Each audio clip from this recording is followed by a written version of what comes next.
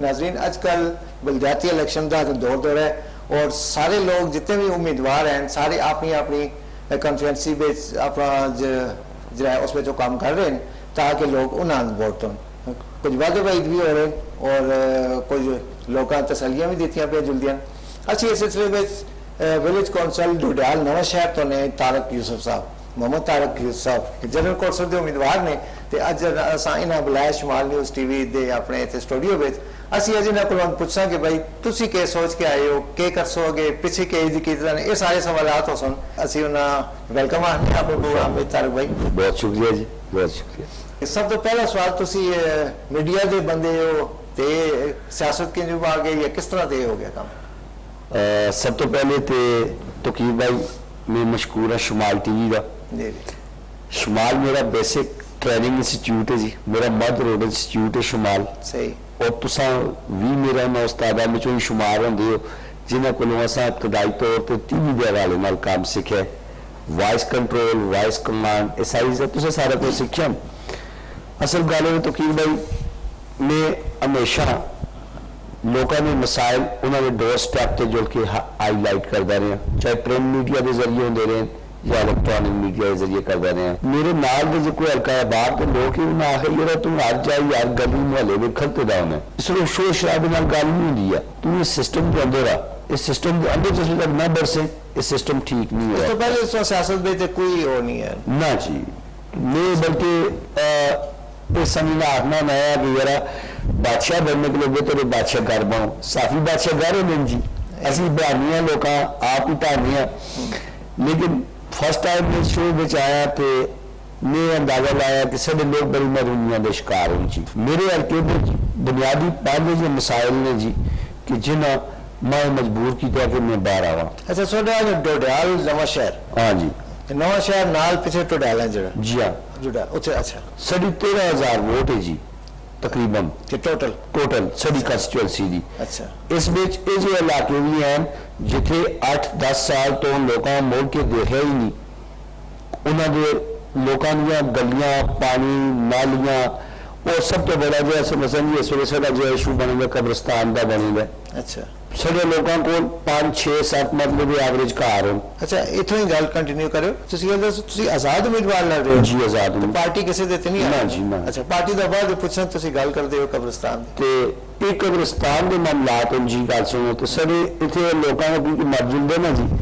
बड़ा मसला बन जाता जो दफनावा कितने असी उस वे फिर लोगों ने कब्रिस्तान दी लाशां लोगों दी मिलता बाहर पेजियां होंगे गाह लगे दे लोगों के। जो पिछले साढ़े काउंसलरशिप्स रहे थे नाजों में उन्होंने क्या सिस्टम हुआ? उन्होंने कुछ भी नहीं किया काम। असल गल है जी कि मैं नलैकी तो ना हद तक कम इलमी जरूर आखसा। दुतार का कब्रिस्तान ही महकमा औकाफ के अंदर 125 कनाल का रखता है। अच्छा, इधर पीछे डॉक्टर अजहर साहब वो किया है कुछ? डॉक्टर अजहर साहब ने दौर में ही उतने जो बूटे शूटे कटे तजाजात हुए, फिर उस तो बाद उस महकमा औकाफ अंदर जाके दिया। अच्छा, वो 125 कनाल तक रखता है। उस बिचों अगर प्रॉपरली करस्पॉन्डेंस करके थ्रू प्रॉपर चैनल महकमे के जरिए असी उस बिचों 15 कनाल राजी इंशाअल्लाह ताला इंसान इस तरह के इतने असी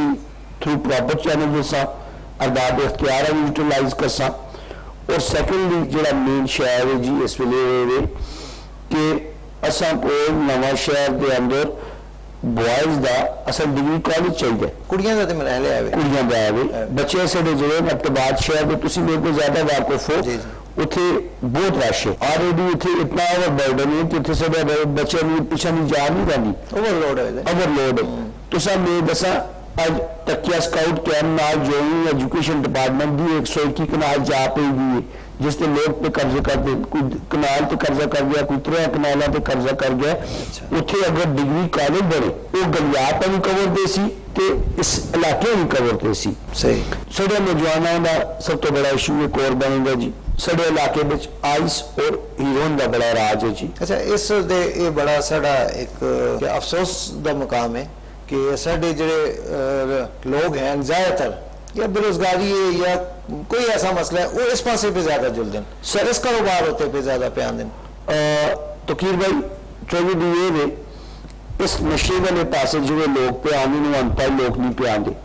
पढ़े लिखे लोग भी हैं यूनिवर्सिटियां के लोग तो बच्चे साढ़े जिन्हें कॉलेजा के बच्चे जिन्हें वो आइस और ईवन तो आदि निकलते हैं और ये मौत के सौदागर जो सवाल है इन्हें जिस वे पुलिस पकड़ दी है या एक बारी पकड़ दी है 2 बारी पकड़ दी है इन्हें पिछे छुड़काने कौन आता है यही बस लोग फिर पिछुआ वो लोग ਜਿਹੜੇ ਅੱਜ ਪਿਛੇ ਬੈ ਕੇ ਇਹਨਾਂ ਨੂੰ ਮਸਲਾ ਪੀਏ ਤੋਂ ਬਾਅਦ ਜਦ 1,24,000 ਆਬਾਦੀ ਦਾ ਸਾਡਾ ਸ਼ਹਿਰ ਹੈ ਜੀ 1,24,000 ਆਬਾਦੀ ਦੇ ਸ਼ਹਿਰ ਵਿੱਚੋਂ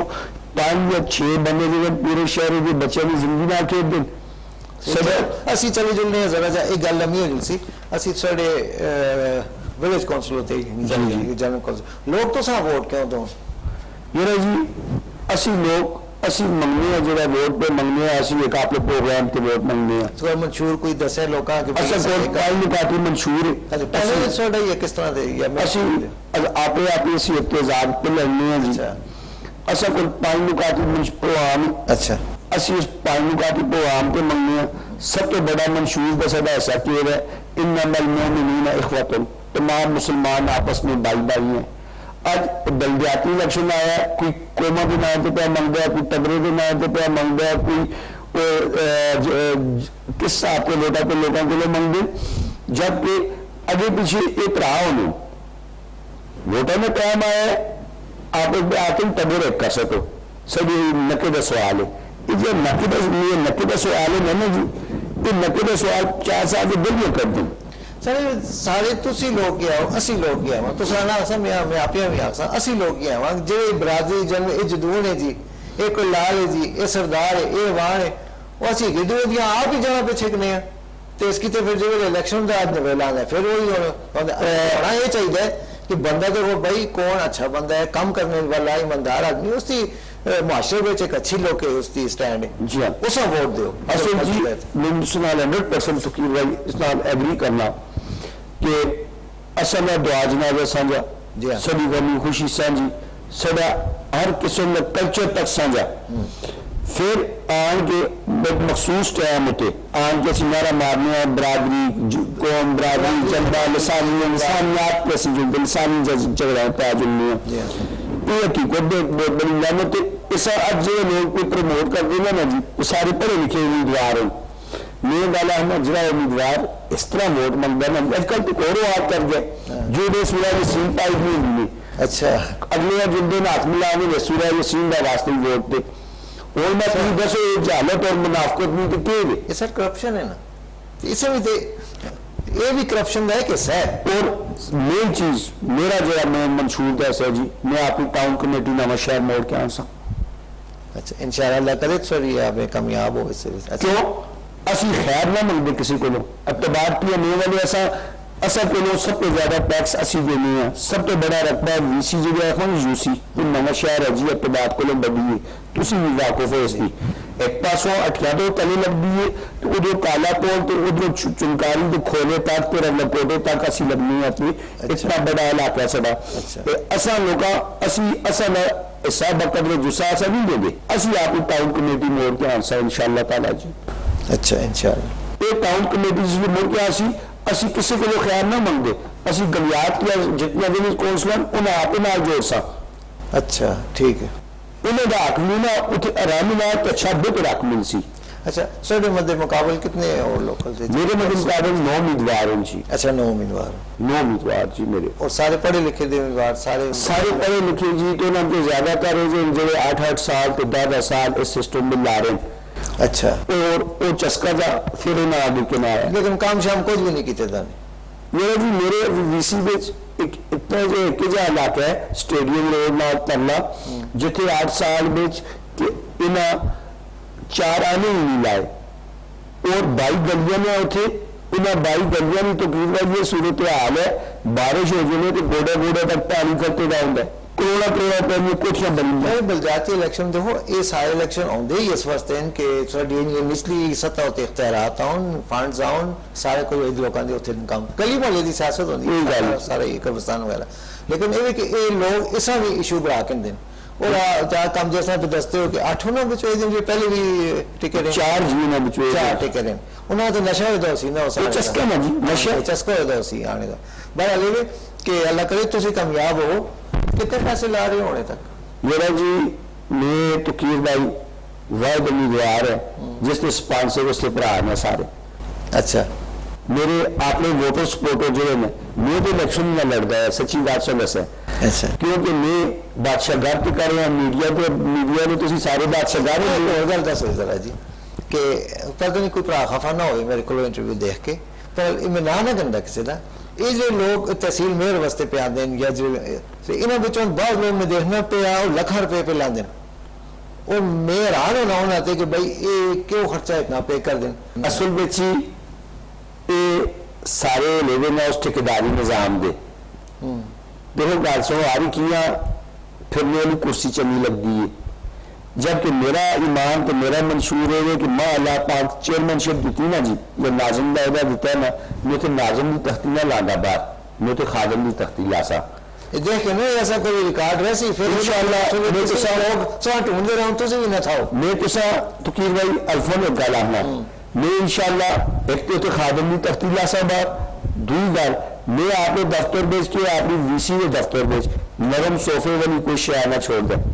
सगों तो आठ कुर्सियां रख ऐसा तो समझते अच्छा सोफा आन के रखे तो सर मेरे उस तरफ है, लेकिन जो बंदे इतने जाके काम कर सो वो सगों जाके जाके काम करो तो तां के ना लोगों की सख्ती का एहसास हो। एक खादम वो वज़ीर आला वो देख पंजाब वो गल नहीं असल वो तो पैसे कमाने वास्ते खादम बने ना जी, असि पैसे कमाने वास्ते में खादम ना बने क्योंकि देखो मैं जिस दुनिया का आदमी है उसमें दौलत भी है, शोहरत भी है, इज्जत भी है, उससे कोई ज्यादा कोई भी नहीं समझता। शुक्र है मीडिया पे अगर दौलत नहीं, पैसा नहीं, शोहरत नहीं, इज्जत नहीं तो किस में चीज जी दरवाजा किसी नहीं कुल मिलता मैं उन्होंने खुलता है। अल्हम्दुलिल्लाह मैं लाखों रुपये कमाए और कमांदा भी आना जी, मैं खुद अल्लाह का शुक्र है जिसके अल्लाह पाक मेरे जराए रखे दिन। अच्छा पार्टी वाला सिलसिला मैं आखिर तक पूछा कि किसी पार्टी के थ्रू क्यों नहीं आई हो तो आजाद क्यों आए या एक सर गाले है बलदियाती इलेक्शन पार्टी बेस ते कराया आप यहाँ हटकियां चमकाने वाली गल है। मैं जो जना मेरे हल्के से फंड दे सी मेरे हल्के में काम कर सी MPA कर सी या MNA कर सी मेरे तो एहसान कोई भी नहीं करता जी, मैं आजाद सी तो मेरा मौका आ गया मैं ये आखूंगा ना जी कि मैं ना आखा मैं इलेक्शन ना लड़ता इन्हें आखा तो इलेक्शन लड़ना पाया सी मैं पार्टी टिकट किसी तो ना लड़ता इन्हें मैं आया पार्टी टिकट तो लड़ा नहीं ना मेरे नाल PTI के सपोर्टर भी हैं, मेरे नाल नील वाले भी हैं, मेरे नाल इवन की जमात इस्लामी वाले मेरे अच्छा एक नहीं सोचा कि अगर एक पार्टी नाल हो जुलसा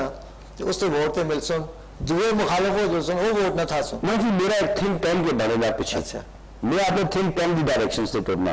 ठीक ये फर्स्ट टाइम है कि किसी विलेज कौंसिल में या यूसी में कोई बंदा जितने को पहले थिंक टैंक बना है कि आपने इख्तियार उन्हें चाह के देगा सही मैं जो कुछ करना उस थिंक टैंक की डायरेक्शन से करना उसमें वकला भी हैं, डॉक्टर भी हैं, उसमें सिविल सोसाइटी के लोग भी हैं और अल्लाह का लाख लाख शुक्र है मेरा बड़ा प्यार करते हैं सारे लोग। चल मोहम्मद तारक यूसुफ जी बोले जनरल काउंसलर